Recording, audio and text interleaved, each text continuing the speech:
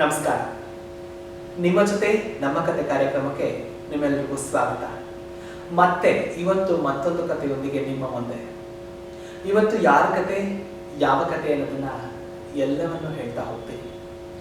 ರತ್ನ ನಾರಾಯಣ್ ಅವರು ಯಾರು, ಅವರು ಏನು ಮಾಡ್ತಾ ಇದ್ದಾರೆ, ಅವರು ಈ ವಿಚಾರಗಳನ್ನ ನಮ್ಮ ಹತ್ರ ಯಾಕೆ ಹೇಳ್ಕೊತಾ ಇದ್ದಾರೆ ಅನ್ನೋದು ಎಲ್ಲ ಪ್ರಶ್ನೆಗಳಿಗೆ ಉತ್ತರವನ್ನ ಅವರೇ ಕೊಟ್ಟಿದ್ದಾರೆ. ರತ್ನ ನಾರಾಯಣ್ ಅವರನ್ನ ಮಾತಾಡ್ಸೋಣ. ಅವರು ಸಂಪೂರ್ಣವಾಗಿ ಅವರ ಒಂದು ಲೈಫ್ ಜರ್ನಿಯನ್ನು ನಿಮಗೆ ಹೇಳಿದ್ದಾರೆ.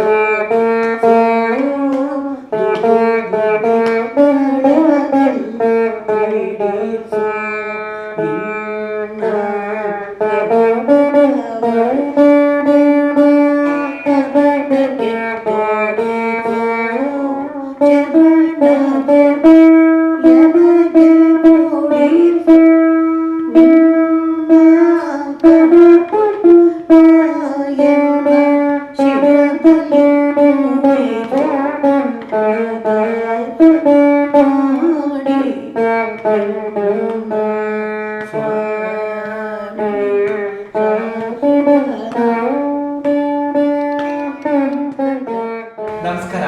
ನಮಸ್ಕಾರಪ್ಪ. ಅಮ್ಮ, ನಿಮ್ಮ ಹೆಸರು? ನನ್ನ ಹೆಸರು ರತ್ನ ನಾರಾಯಣ ಅಂತ. ರತ್ನ ನಾರಾಯಣ ಹೆಸರು ತುಂಬಾ ಚೆನ್ನಾಗಿದೆ. ರತ್ನ ನಾರಾಯಣ ಅಂತ. ನೀವು ವೀಣೆ ಟೀಚರ್ ಅಂತ ನನಗೆ ಗೊತ್ತು. ನಿಮಗೆ ಹೆಂಗೆ ಈ ಒಂದು ವೀಣೆ ಮೇಲೆ ಬಲವಾಯಿತು? ಯಾಕೆ ನೀವು ವೀಣೆಯನ್ನ ಕಲಿಬೇಕು ಅಂತ ನೀವು ಅನ್ಕೊಂಡ್ರಿ? ನನಗೆ ಸಂಗೀತದ ಬಗ್ಗೆ ಆಸಕ್ತಿ ಇತ್ತು ಸಣ್ಣ ವಯಸ್ಸಲ್ಲಿ. ವೋಕಲ್ಲು ಮನೇಲಿ ಕಲ್ಸಕ್ಕೆ ನೋಡ್ತಾ ಇದ್ರು. ನಾವು ಸ್ವಲ್ಪ ಸಂಕೋಚ ಸ್ವಭಾವ ಜಾಸ್ತಿ, ಹಾಗಾಗಿ ನಾನು ಬಾಯಿ ಬಿಟ್ಟು ಹಾಡ್ತಿರ್ಲಿಲ್ಲ. ಅದಕ್ಕೆ ವೀಣೆ ಕಲಿ ಅಂತ ವೀಣೆ ತೆಕ್ಕೊಟ್ರು. ಬಟ್ ಅದೇ ತೆಕ್ಕೊಟ್ಟಾಗೆ ಅಂದರೆ ಅಷ್ಟೊತ್ತಿಗೆ 15 ವರ್ಷ. ಆಮೇಲೆ ಏನೋ ಚೂರು ಕಲ್ತಿದ್ದೆ ಅಂತ ಹಾಸನದಲ್ಲಿದ್ದೆ, ಓದ್ತಾ ಇದ್ವು. ಅಲ್ಲಿ ಅಂತ ಹೇಳ್ಕೊಡೋರು ಯಾರೂ ಇರಲಿಲ್ಲ. PUC ತನಕ ಓದಿದ್ದೀನಿ ನಾನು. ಸರಿ, ಆವಾಗ ಇರಲಿಲ್ವಲ್ಲ, ಒಂಚೂರು ಪಾಠ ಏನೋ ಸಣ್ಣ ಪುಟ್ಟ ಕಲ್ತಿದ್ದೆ. ಆಮೇಲೆ 16 ವರ್ಷಕ್ಕೆ ಮದುವೆ ಆಗ್ಬಿಡ್ತು. ಇಲ್ಲಿ ಬಂದೆ, ಕಲಿಬೇಕು ಅನ್ಕೋತಾ ಇದ್ದೆ. ಸ್ವಲ್ಪ ದಿವಸ ಕಲ್ತಿದ್ದೆ. ಆಮೇಲೆ ಮಕ್ಕಳು ಒಂದೇ ವರ್ಷಕ್ಕೆ ಮಗು ಹುಟ್ಟುಬಿಟ್ಟ. ಆಮೇಲೆ ಮನೇಲಿ ರೆಸ್ಪಾನ್ಸಿಬಿಲಿಟಿನೂ ತುಂಬ ಕೆಲಸ, ಅವಳ ಮಧ್ಯೆ ಎಲ್ಲ ಕಲಿಯೋಕ್ಕಾಗಲೇ ಇಲ್ಲ. ಅಂದರೆ ಇತ್ತು ಮನೆಯಲ್ಲಿ, ಅದೇ ಏನೂ ಮಾಡಿರಲಿಲ್ಲ. ವೀಣೆ ತೆಕ್ಕೊಂಡು ನೀವು ಸ್ವಲ್ಪ ಕಲ್ತ್ರಿ. ಆಮೇಲೆ ಇಮಿಡಿಯೇಟ್ ಆಗಿ 16 ವರ್ಷಕ್ಕೆ ಮದುವೆ ಆಯಿತು. ಆಮೇಲೆ ಹಾಸನದಿಂದ ಬೆಂಗಳೂರಿಗೆ ಶಿಫ್ಟ್ ಆದ್ರಿ. ಮದುವೆ ಆದ್ಮೇಲೆ ನಿಮ್ಮ ಜೀವನ ಹೆಂಗಿತ್ತಮ್ಮ? ಮದುವೆ ಆದ್ಮೇಲೆ ಅದೇ ನನಗೆ ಇನ್ನೂ ಚಿಕ್ಕವಳು, ನನಗೆ ಏನೂ ಗೊತ್ತಿಲ್ಲ. ನಾನು ಬಂದೆ, ನನ್ನ ಜೊತೆ ನಮ್ಮ ಮೈದ್ನ ಎಲ್ಲ ಬಂದರು, ಓದ್ತಾ ಇದ್ರು, ಎಲ್ಲ ರೆಸ್ಪಾನ್ಸಿಬಿಲಿಟಿ ಇತ್ತು, ಅಷ್ಟೇ, ಇನ್ನೇನಿಲ್ಲ. ಅಂದ್ರೆ ಆ ಗಂಡನ ಮನೆಗೆ ಬಂದ ಮೇಲೆ ಮೈದನ್ನ ನೋಡ್ಕೊಂಡು ಅವರಿಗೆ ಎಜುಕೇಶನ್ಗೆ ಎಲ್ಲ ಹೆಲ್ಪ್ ಕೆಲಸವನ್ನ ಮಾಡಿಕೊಟ್ಟು ಅವ್ರಿಗೆ ಪೂರಕವಾಗಿ ಎಲ್ಲರಿಗೂ ಮದುವೆ ಅದಕ್ಕೆಲ್ಲ ಮಾಡಿಕೊಂಡು ಹಾಗೆ. ಆ್ಯಕ್ಚುಲಾಗಿ ನಾನು ಮದುವೆ ಆಗಿ 1 ವರ್ಷ ಆದಮೇಲೆ ನಮ್ಮ ನಾದಿನಿ ಮದುವೆ ಆಯಿತು. ನಮ್ಮ ಯಜಮಾನ್ರು ಮದುವೆಗೆ ಸಾಲ ಮಾಡಿಬಿಟ್ಟಿದ್ರು. ನಾನು ಬಾಣೆತನ ಊರಿಗೆ ನಮ್ಮ ತವ್ರ ಮನೆಗೆ ಹೋದರೆ ನನಗೆ 1-1.5 ವರ್ಷ ಆದರೂ ನಮ್ಮ ಯಜಮಾನ್ರು ಸಾಲ ಮಾಡಿಬಿಟ್ಟಿದ್ದೀನಿ, ನಾವು ಸಾಲ ತೀರಬೇಕು, ನೀವು ಬಂದರೂ ಖರ್ಚು ಜಾಸ್ತಿ, ಬರಬೇಡ ಅಂತ ತವ್ರ ಮನೇಲೇ ಇಟ್ಬಿಟ್ಟಿದ್ರು. ನಮ್ಮ ತವ್ರ ಮನೆ ಕಡೆ ಎಲ್ಲರೂ ಏನು ಬಾಣೆತವ್ರು ಬಂದೋಳು ಹೋಗೇ ಇಲ್ವಲ್ಲ, ಗಂಡ ಬಿಟ್ಬಿಟ್ಟಿದ್ದಾನೇನೋ ಅನ್ನೋ ಥರ ಎಲ್ರಿಗೂ ಅನುಮಾನ. ಆ ಥರ ಪರಿಸ್ಥಿತಿನೂ ಇತ್ತು. ಹಾಗೆ ಆದ್ರೆ ನಮ್ಮ ಪರಿಸ್ಥಿತಿ ಸಮಾಜಕ್ಕೆ ಒಳ್ಳೇದಕ್ಕಿಂತ ಕೆಟ್ಟದೇ ಜಾಸ್ತಿ ಕಾಣ್ತಾ ಇದೆ. ಅಮ್ಮ, ಮತ್ತೆ ಮದುವೆಗಿಂತ ಮುಂಚೆ ನಿಮ್ಮ ಲೈಫ್ ಸ್ಟೈಲ್ ಹೇಗಿತ್ತು? ಅದು ನಮ್ಮದು ಜಾಯಿಂಟ್ ಫ್ಯಾಮಿಲಿ. ತಂದೆ ತಾಯಿ, ಚಿಕ್ಕಪ್ಪ ಚಿಕ್ಕಮ್ಮ ಎಲ್ಲರೂ ನಾವು ಜಾಯಿಂಟ್ ಫ್ಯಾಮಿಲಿಲಿದ್ವು. ನಮ್ಮ ತಂದೆಗೆ 7 ಜನ ಮಕ್ಕಳು, ನಮ್ಮ ಚಿಕ್ಕಪ್ಪನಿಗೆ 7 ಜನ ಮಕ್ಕಳು, ನಮ್ಮ ದೊಡ್ಡಪ್ಪ ಒಬ್ರು ಇದ್ರು, ಹೆಂಡತಿ ಇರಲಿಲ್ಲ, ಅವ್ರ ಮಗ. ಎಲ್ಲ ಜಾಯಿಂಟ್ ಫ್ಯಾಮಿಲಿಲಿದ್ವು. ನಮಗೇನು ನಮಗೇನು ತೊಂದರೆ, ಮಕ್ಕಳಿಗೇನು ಗೊತ್ತಾಗ್ತಾನೆ ಇಲ್ಲ. ಎಲ್ಲ ಅಪ್ಪ ಅಮ್ಮನೂ ನೋಡ್ಕೊಬಿಡ್ತಿದ್ರು. ಹಾಗಾಗಿ ನಮ್ಮ ತಂದೆ ತಾಯಿ ಎಲ್ಲನೂ ತುಂಬ ಬಡತನದಲ್ಲಿ ಇದ್ರಂತೆ. ಬಟ್ ಇಬ್ಬರು ತಂದೆ ಚಿಕ್ಕಪ್ಪ ಕಷ್ಟಪಟ್ಟು ಕೆಲಸ ಮಾಡಿ ತುಂಬ ಮುಂದಕ್ಕೆ ಬಂದು ನಮ್ಮ ಹಳ್ಳಿಗೆ ನಾವೇ ಸಾಹುಕಾರರು. ನಾವೆಲ್ಲ ದೊಡ್ಡವರಾಗೋತ್ತಿಗೆ ನಾವು ಸಾಹುಕಾರರ ಮನೆ ಅಂತ ಇತ್ತು ನಮ್ಮದು. ಹಾಗಾಗಿ ನಮಗೆ ತವ್ರ ಮನೆಯಲ್ಲಿ ಯಾವುದೂ ಏನು ಪ್ರಾಬ್ಲಮ್ ಏನು ಗೊತ್ತಿಲ್ಲ.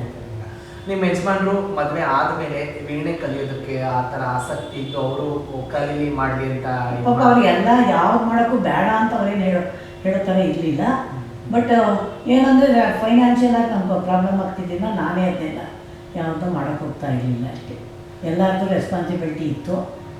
ನಮ್ಮ ಯಜಮಾನ್ರು ಏನಂದರೆ ಸ್ವಲ್ಪ ರೆಸ್ಪಾನ್ಸಿಬಿಲಿಟಿ ತಗೊಳ್ತಿಲ್ಲ ಅಂದರೆ ಬೇಜವಾಬ್ದಾರಿ ಮನುಷ್ಯ ಅಲ್ಲ. ಕೆಲಸ ರಿಸರ್ಚು ಅವ್ರು ಸೈಂಟಿಸ್ಟ್ ಆಗಿದ್ರು, ಆ ಥರ ಅವ್ರಿಗೆ ಅದ್ರ ಕಡೆ ಡೆಡಿಕೇಶನ್ ಅವರು. ಹಾಗಾಗಿ ಅವರು ಫ್ಯಾಮಿಲಿ ರೆಸ್ಪಾನ್ಸಿಬಿಲಿಟಿ ಎಲ್ಲ ನನ್ನ ಮೇಲೆ ಬಿತ್ತು. ಅವ್ರು ಆ ಕಡೆ ಹೋದ್ರು, ನಾನು ಈ ಕಡೆ, ನಾನು ಸಂಸಾರದ ಕಡೆ ಇದ್ದೆ, ಅವರು ರಿಸರ್ಚ್ ಕಡೆ ಇದ್ರು. ಹಾಗೆ ಒಬ್ರಿಗೊಬ್ರು ತೊಂದರೆ ಏನಿಲ್ಲ, ವಿಶ್ವಾಸವಾಗಿತ್ತು, ಗೌರವ ಇಟ್ಕೊಂಡಿದ್ರು, ಎಲ್ಲ ಇತ್ತು. ಆದರೆ ಹಾಗೆ ಎಲ್ಲ ನನ್ನ ಮೇಲೆ ಹಾಕ್ಬಿಟ್ಟಿದ್ರು. ನಾನು ಫೈನಾನ್ಷಿಯಲ್ ಎಲ್ಲ ಮನೆ ನಡೆಸ್ಕೋಗ್ಬೇಕಿತ್ತು.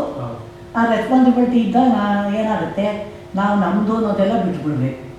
ಬರೀ ಅವ್ರಿಗೆ ಫೀಸ್ ಕೊಡೋದು, ಇವ್ರಿಗೆ ಬಟ್ಟೆ ಹೊಲಿಸ್ಕೊಡು, ಅವ್ರಿಗೆ ಚಕ್ಲಿ ಇವ್ರಿಗೆ ಶೂ ತೆಕ್ಕೊಡು, ಇದರಲ್ಲೇ ಜೀವನ ಕಳೆದೋಯ್ತು ಅಂತ ಲೆಕ್ಕ.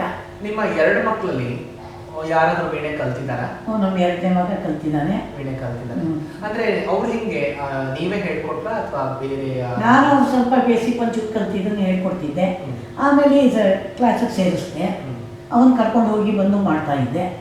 ಮಾಡುವಾಗ ನಾನು ಯಾಕೆ ಕಲಿಬಾರ್ದು ನಿಲ್ಸಿದ್ದನ್ನ ಮತ್ತೆ ಕಂಟಿನ್ಯೂ ಮಾಡಿದೆ. ಆಮೇಲೆ ನನ್ನ ಮಗ ಎಷ್ಟು 11 ವರ್ಷನೋ ಏನೋ, ಅವ್ನು ಜೂನಿಯರ್ ಎಕ್ಸಾಮ್ ಕಟ್ಟಿದ. ಅವನ ಜೊತೆ ನಾನು ಅವನ ಜೊತೆನೆ ಮಗನ ಜೊತೆನೆ ಎಕ್ಸಾಮ್ ಕಟ್ಟಿದೆ. ಅಷ್ಟೇ. ಮಗನ ಜೊತೆಗೆ ನೀವು ಬಿಟ್ಟಿದ್ದಂತಹ ವೀಣೆ ಮತ್ತೆ ಶುರು ಮಾಡಿಕೊಂಡು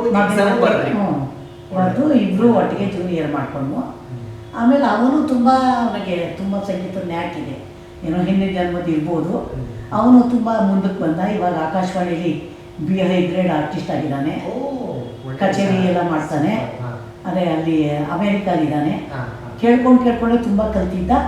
ಇವಾಗ ರೇವತಿ ಮೂರ್ತಿ ಅಂತ ಅವ್ರ ಮೇಡಮ್ ಹತ್ರ ಆನ್ಲೈನಲ್ಲಿ ಕಲಿತಾ ಇದ್ದಾನೆ.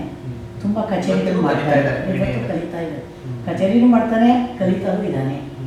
ಅವನ ಮಗ ಮೊಮ್ಮಗ ನಮ್ಮ ಮೃದಂಗ ಕಲಿತಿದ್ದಾನೆ. ಮೊಮ್ಮಗ ಮೃದಂಗ.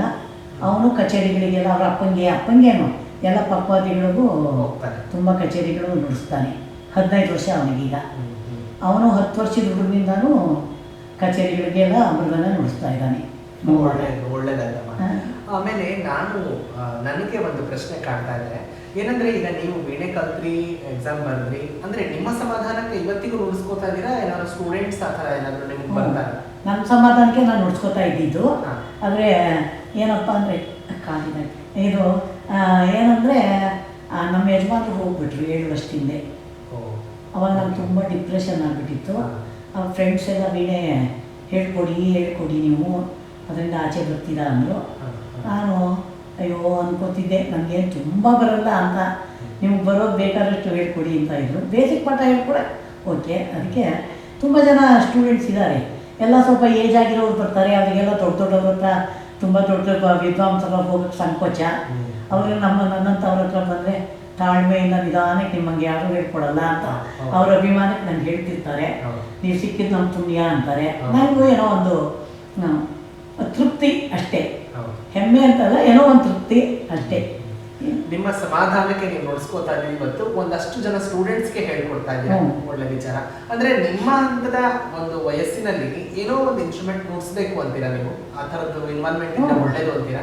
ಇರಬೇಕು. ಅದೇ ಈಗ ಬರೋರಿಗೆಲ್ಲ ಅದನ್ನೇ ಹೇಳ್ತೀನಿ, ಕಲಿತಿರ್ತೀರಲ್ಲ, ಕಲ್ತ್ಕೊಳ್ಳಿ, ಸಂಗೀತ ಜ್ಞಾನ ಬರುತ್ತೆ, ಏನು ಪರವಾಗಿಲ್ಲ. ಕಚೇರಿನೇ ಮಾಡಬೇಕು ಅಂತಲ್ಲ, ಎಲ್ಲರೂ ಕಚೇರಿ ಅಲ್ಲ, ಅವ್ರು ಮಾಡ್ತಿದ್ರೆ ಅದನ್ನ ಕೇಳಿಸ್ಕೊಳ್ಳೋಕ್ಕೂ ಜ್ಞಾನ ಬೇಕು ಅಂತೀನಿ. 50 ವರ್ಷ 60 ವರ್ಷದವರೆಲ್ಲ ಬರ್ತಾರೆ. ಒಂದು ಕಾಲೇಜ್ ಪ್ರಿನ್ಸಿಪಾಲ್ ಬರ್ತಾರೆ, ಒಬ್ಬರು ಹೈಸ್ಕೂಲ್ ಹೆಡ್ ಮೇಡಮ್ ಬರ್ತಾರೆ, ಈ ಥರ ಒಬ್ಬರು ಡೆಂಟಿಸ್ಟ್ ಬರ್ತಾರೆ, ಈ ಥರ. ಅವರೆಲ್ಲ ಸ್ವಲ್ಪ ಏಜ್ ಆಗಿರುತ್ತೆ.